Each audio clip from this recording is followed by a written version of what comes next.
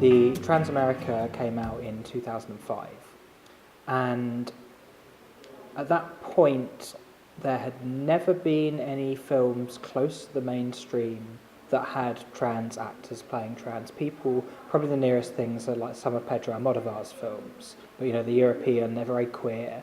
They found a relatively large audience, but they're still not really what we'd understand as mainstream films.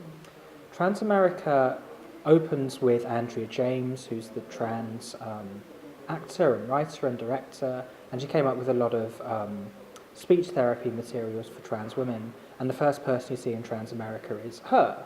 And there are a lot of scenes in Transamerica where Felicity Huffman's character is engaging with the trans community and their trans people.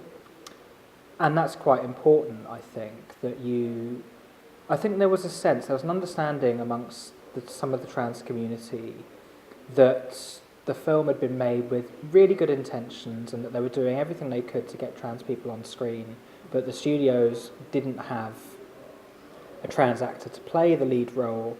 And also, I think it's partly with these issues around casting. Some of the problems come not just from the construction of the character on screen, because, there are problems with Felicity Huffman's character in Transamerica.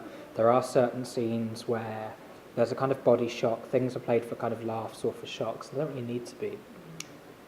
But I don't really remember from the time what Felicity Huffman's attitude to the character was.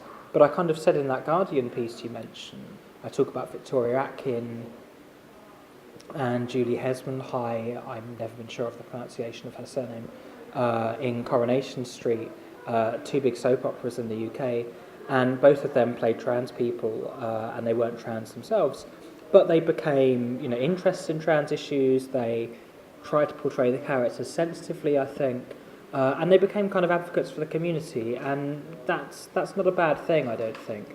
A lot of the problems around Jared Leto, the posts I've seen, have come not just from the construction of the character, but that's not necessarily Jared Leto's fault. That's the directors and the writers as well, but from the way Leto has talked about playing this part. I mean, there's a good blog post going around Twitter or elsewhere, just talking about some problems with Jared Leto's attitude to the character.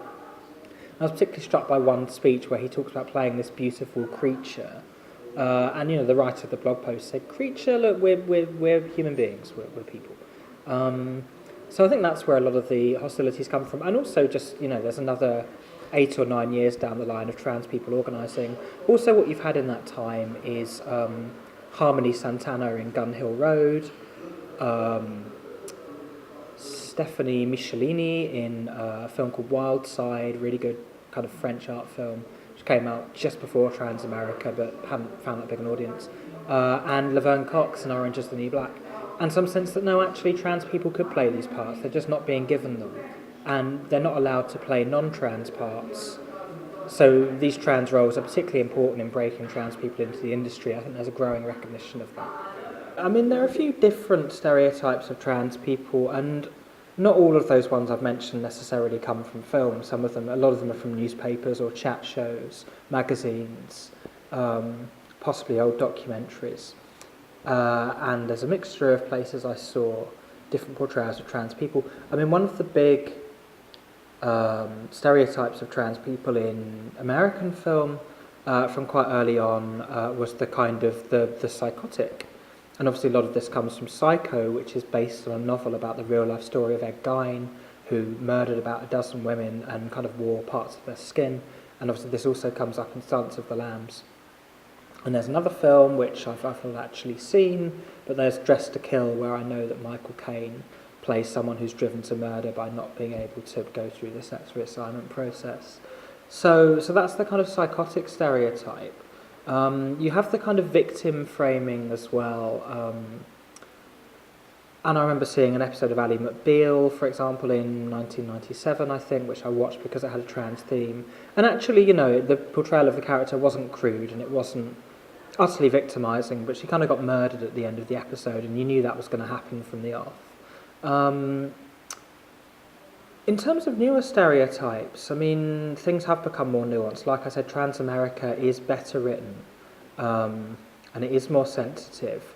And it's more just kind of cliches rather than stereotypes, really. You know, the kind of scene where they have to put on makeup and present in this hyper-feminine way and take the hormones and everything. And if you have a trans actor playing that character, then maybe you can go somewhere more interesting. I mean, I've just mentioned Wild Side, a French film by Sébastien Lifshitz, and you have Stephanie Michelini playing a character called Stephanie, who's a trans woman and sex worker.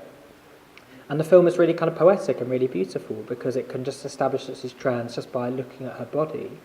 And you don't have to have all this like rigmarole of putting on makeup and everything else. I'm also very fond of Rosa von Braunheim's City of Lost Souls, which has most but not all of the characters playing themselves.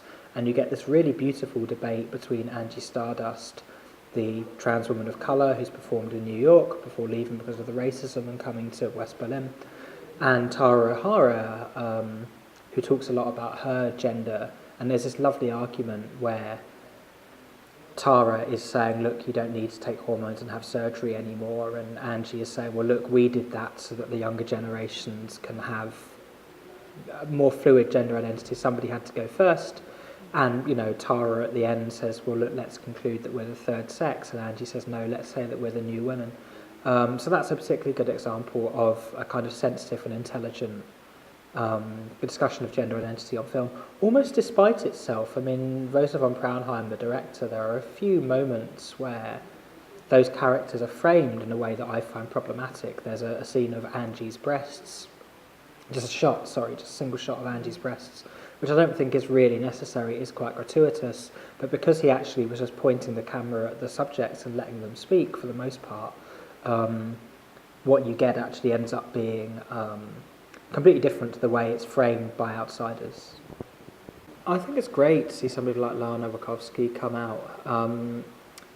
You know, somebody who has achieved an awful lot in her field and made very interesting movies.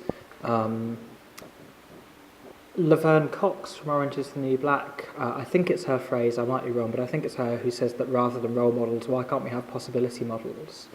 And I think someone like Lana is incredibly important in that context.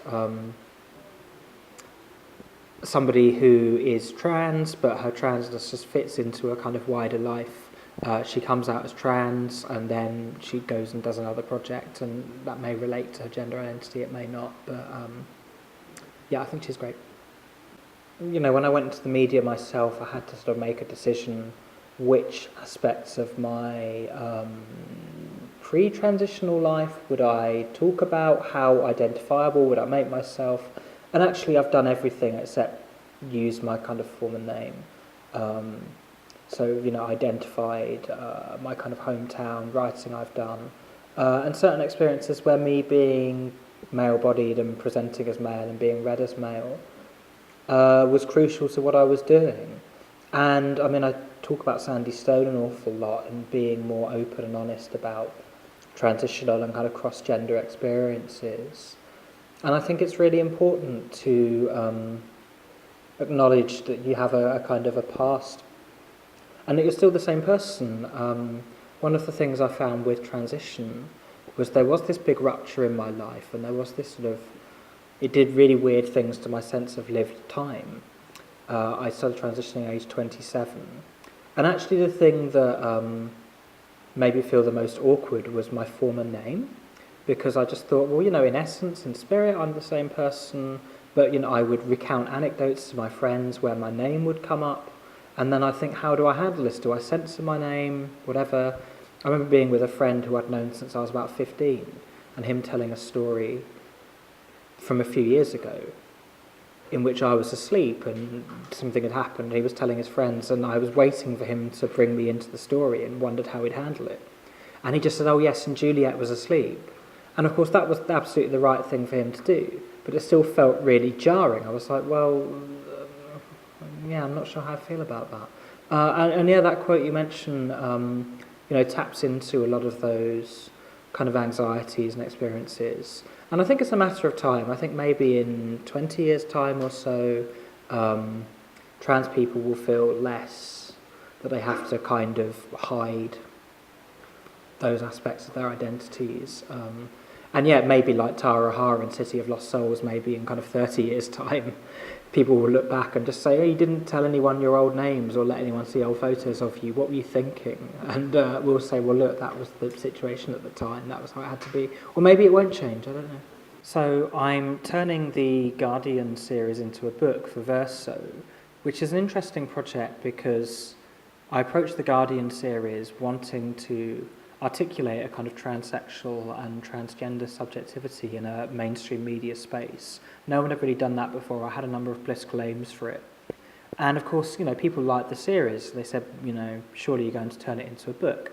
And I said, well, I don't feel the existential need to turn it into a book. There are dozens of transsexual autobiographies, and that format had been more or less disowned by trans activists who felt it was kind of conforming to cisgender expectations of what we would write and how we would write. And I thought, well, actually, no, let's not throw this out entirely. Maybe it would be good to do a memoir and to try and bring some literary techniques to it. I read a lot of kind of 60s and 70s writers, French and English, Nathalie Sarraute, Alain Robbe-Grillet, Raina Heppenstall, B.S. Johnson, who would write novels that were quite clearly had a level of autobiography to them and were quite suspicious about the idea of creating characters and telling stories.